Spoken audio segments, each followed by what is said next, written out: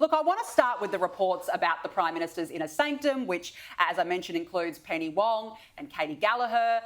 They're reportedly shutting out other ministers. Jason, the question needs to be asked. Who's running Labor right now? Is it Penny Wong? Is it Katie Gallagher? Or is it actually the Prime Minister of Australia? I think Penny Wong's been in command for a long time. Clearly. But look, they're doing everything Australians don't like, and that is seeing politicians talking about themselves.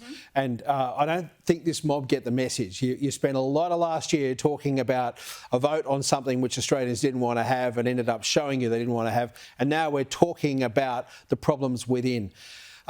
It's obviously real because there are enough people, and I looked at who's written it, and I know both the reporters, they're not makeup artists, There's something there, and I think you'll find that this is the warning shot. This is the shape up or get ready for the cages to be rattled, and that cannot be too far away. No, well, you think it wouldn't be too far away, Matt. I mean, we've got several ministers now backgrounding against the Prime Minister, and we've seen this all before, back in the Rudd-Gillard years. It's like deja vu all over again.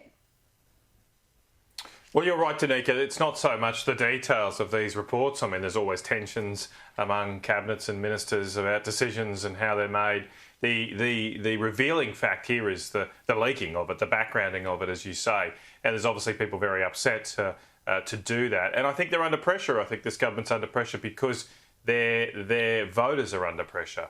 And this is just a symptom of the fact that under this government, real wages have gone back to 2011 levels. People have gone back in their standard of living for 10 years, that their promises about energy prices have not come true, and that they've completely mismanaged our borders, and we've ended up with a lack of housing for Australians, and those who are renting can't not even be able to afford it. So that's the problem, and because that pressure is now on the government, they're starting to crack. I think Australians are waking up to a government that doesn't have the solutions for the problems we face right now. Well, you're right. The cracks are certainly there, that's for sure. Now, we heard today that parents will receive superannuation on top of their publicly funded paid parental leave from July next year in a major pre-budget spending commitment by the government.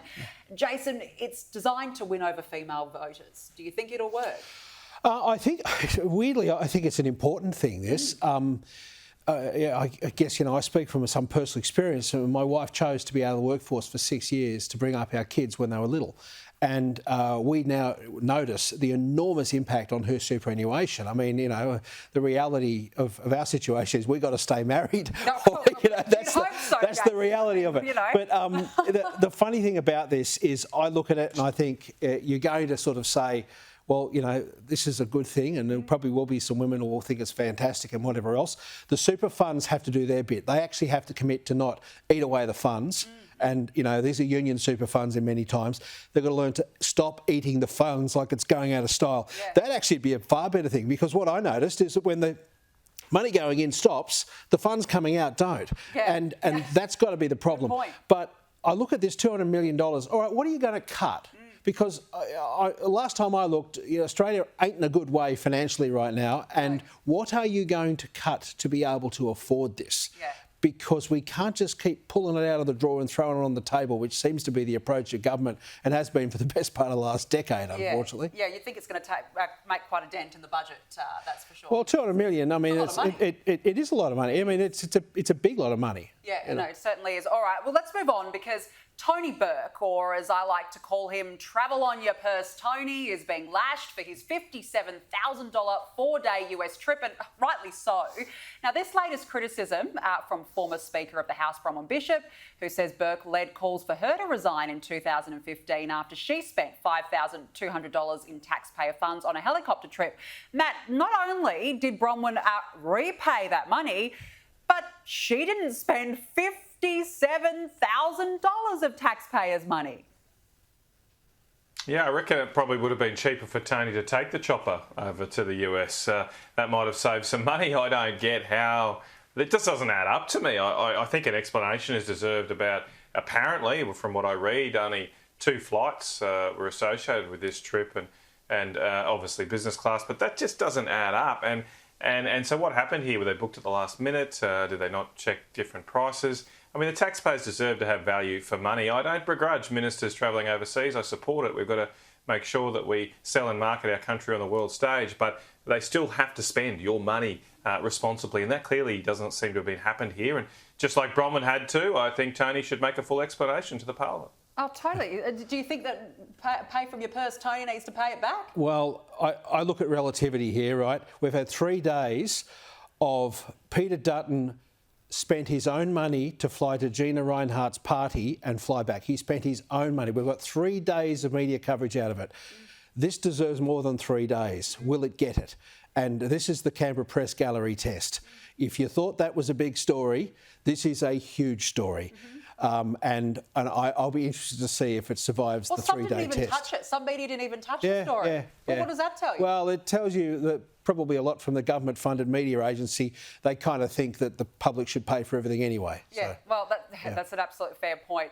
All right, well, let's move on because former Victorian MP Adam Somyurek has used parliamentary privilege to accuse ex-Federal Labor MP and his old best friend Anthony Byrne of being the traitor politician that ASIO exposed. Take a look at what he has said. President, we are also told by Mr Burgess that MP in question was close to a former Prime Minister and tried to compromise the former PM's family. Our next task is to investigate characteristics such as history of disloyalty, character, financial and psychological situation. Acting President Anthony Byrne certainly ticks all the right boxes here. But, and this is a big but, Somyurek actually admitted during this speech in Parliament that he has an axe to grind with his former mate Byrne. Australia's intelligence agencies have denied Mr Byrne is the traitor, and Mr Byrne told us he won't be commenting on the matter. Matt, so much for water under the bridge here. Well, look, obviously, I was going to say Adam had an axe to grind. He's admitted to it himself. But look, I'm not going to jump on the hysteria bandwagon here. I think this whole saga over the past couple of weeks has been incredibly unedifying. I think it reflects poorly on ASIO to make these types of allegations without providing the details. I mean, this person, whoever they are, might be completely innocent. And we used to have a judicial system where you were innocent before proven guilty, but everyone's reporting this as if this person is a traitor. We don't even know who it is or any of the real details. And I think it's highly responsible for effectively a law enforcement agency and intelligence services to be out there airing things like a tabloid newspaper. They also have an axe to grind. Of course, these intelligence agencies want to drum up hysteria about these things because they want extra powers and extra money, and I just think that's not very responsible. I think they've acted it highly irresponsibly, and if they were going to go public with this sort of information, they had to, in my view, release the details and stand behind their claims. Well, this is the problem now because we've got names being thrown up left, right and centre. ASIO has said we're not going to publicly release it. But then this is when the rumour mill begins. Jason. Oh, yeah. Look, most Aussies are pretty suspicious anyway of the political class. Yep. And I reckon most Aussies could probably find you 5 names of people they reckon from both sides of politics have sold Australia out. And it's been talked about in pubs, clubs, everywhere. So that it got mentioned in the Victorian Parliament under privilege was just a step that's inevitably going to happen all over the country because there are people's names being put forward. And, you know, Matt, I'm sure you've heard it many times too, speculated upon who it could be, and they're not all on the other side. Yeah. Well, that's it. I mean, this is a problem, right? Look, let's move on now because we're running out of time. But Meta is staring down the barrel of a possible $1.5 billion fine if it's found to have breached the news media bargaining code. It comes after the parent company of Facebook declared it would not renew payment for content deals with Australian media, like Sky News, to display their news. Matt, the thing here is it could actually cost Meta more in fines now than the money that it actually pays in payment deals to Aussie media. It doesn't make sense. Yeah, well, obviously this company's acting like a cowboy in this country, and they're doing so because they don't want the same system that Australia's got to go and roll out over the world. We were the first in the world to establish this system, and under the former coalition government, and Canada has tried to follow suit, and I believe Meta haven't played ball over there, so now they're trying to withdraw their support for the system here. Look, I think we've got to have a system in place where people's property rights can't be stolen, and the news is created by our media, by our local media deserves to be rewarded and not just stolen from others. I also want to make sure, though, we don't end up with a situation where all of our media is reliant on laws passed through our Canberra Parliament or decisions by our government. They need to be free and independent. So we've got to strike the right balance here, and there's a problem that needs to be fixed. Absolutely spot on. Jason, how do you see this playing out now? It's all in Meta's camp, really. But I'll tell you something the Australian government could do that could really send a message, and that is stop supporting Facebook. The Australian government, New South Wales, Victoria and Queensland governments all spend a bucket load of money advertising on Facebook. I'm amazed how often I see sponsored posts from government agencies in my so-called Facebook feed. They shouldn't be doing it. I mean, if they want to support the Australian media and rural newspapers, which is, I mean, that is the greatest crime. Rural newspapers, television and radio just about doesn't exist in Australia now. And that money is going on Facebook. The Australian government should be supporting that corner of the business to keep it alive, because I think it's appalling that in country towns and really important ones, they haven't got newspapers. The local radio station's piped in from Piermont or something. Yeah. It's just wrong. It's sad. And you know, the Australian government can mouth on as much as it like about policies and taking on the big international giant. It can actually stop spending with them. Yes. I have a little business. I advertise on Facebook at times, so I'm a hypocrite on this front. However, I don't have the money they do to be able to buy into the big media.